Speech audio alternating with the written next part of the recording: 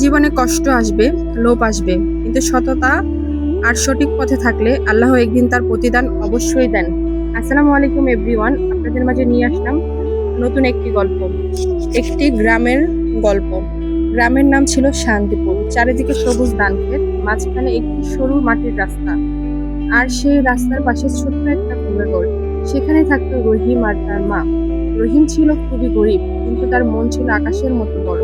প্রতিদিন সকালে সে মাঠে কাজ করত মায়ের সাথে, কখনো অন্যের বাড়িতে। তবুও তার একটা স্বপ্ন ছিল, একদিন সে বড় মানুষ হবে, মাকে সুখে রাখবে। একদিন বিকেলে রহিম মাঠ থেকে ফিরছিল। হঠাৎ সে রাস্তার পাশে একটা পুরনো ব্যাগ দেখতে পেল। চারপাশে কেউ নেই। কৌতূহল বশত সে ব্যাগটা খুলে দেখল। ভিতরে অনেক টাকা। রহিমের চোখ বড় হয়ে গেল। এত টাকা সে জীবনও কখনো দেখেনি। সে ভাবলো, এই টাকা থাকলে তো আমাদের সব কষ্ট শেষ হয়ে যাবে, মা আর কষ্ট করবে না। কিন্তু হঠাৎ তার মনে পড়লো মায়ের কথা, অন্যের জিনিস কখনো নিজের করে নিও না, তাতে বরকত থাকে না। রহিম দ্বিধায় পড়ে গেল। একদিকে দারিদ্র্য, অন্যদিকে সততা। সে ব্যাগটা নিয়ে বাড়ি ফিরল, মাকে সব খুলে বলল। মা কিছুক্ষণ চুপ করে থাকলেন, তারপর শান্ত গলায় বললেন, বাবা, আমরা গরিব হতে পারি, কিন্তু আমাদের ঈমান যেন গরিব না হয়। এই টাকা যার, তাকে ফিরিয়ে দিতে হবে। রহিম একটু দুঃখ পেলেও মাথা নেড়ে বলল, ঠিক আছে মা।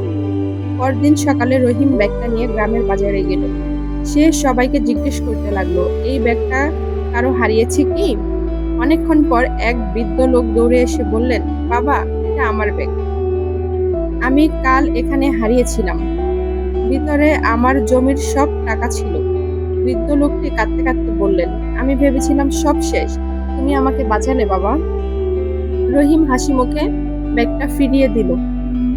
বৃদ্ধ লোকটি খুব খুশি হয়ে কিছু টাকা দিতে চাইলেন, কিন্তু রহিম বলল, না চাচা, এটা আমার দায়িত্ব ছিল, আমি টাকা নিতে পারবো না। বৃদ্ধ লোকটি অবাক হয়ে গেল। এমন সততা তিনি অনেক দিন দেখেনি। কয়েকদিন পর হঠাৎ সেই বৃদ্ধ লোকটি রহিমের বাড়িতে এলেন। তিনি ছিলেন একজন বড় ব্যবসায়ী।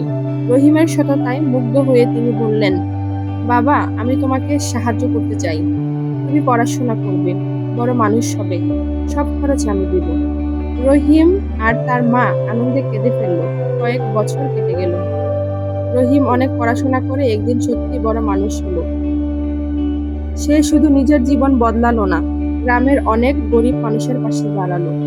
একদিন সে মাকে বলল, মা, সেদিন যদি আমরা টাকাটা রেখে দিতাম, হয়তো কিছুদিন ভালো থাকতাম, কিন্তু আজকের এই জায়গায় আসতে পারতাম না। মা মুচকি এসে বললেন, সততার ফল সবসময় মিষ্টি হয় বাবা, একটু দেরিতে হলেও। রহিমের সাফল্যের গল্প শুধু তার নিজের মধ্যে সীমাবদ্ধ থাকলো না, ধীরে ধীরে পুরো শান্তিপুর গ্রামের চেহারাই বদলে যেতে শুরু করলো। রহিম যখন প্রতিষ্ঠিত হলো, তখন সে প্রথমে গ্রামের শিশুদের জন্য একটি স্কুল তৈরি করলো, যাতে কোনো গরিব ছেলে মেয়ে শুধু অভাবের কারণে পড়ালেখা থেকে বঞ্চিত না হয়। সে জানতো শিক্ষাই মানুষের জীবনের সবচেয়ে বড় সম্পদ।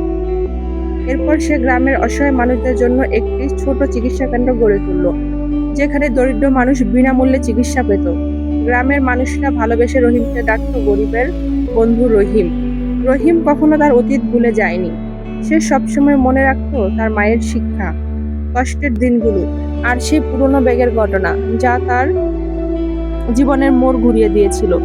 একদিন গ্রামের এক তরুণ রহিমকে জিজ্ঞেস করলো, আপনি এত বড় মানুষ হলেন কিভাবে?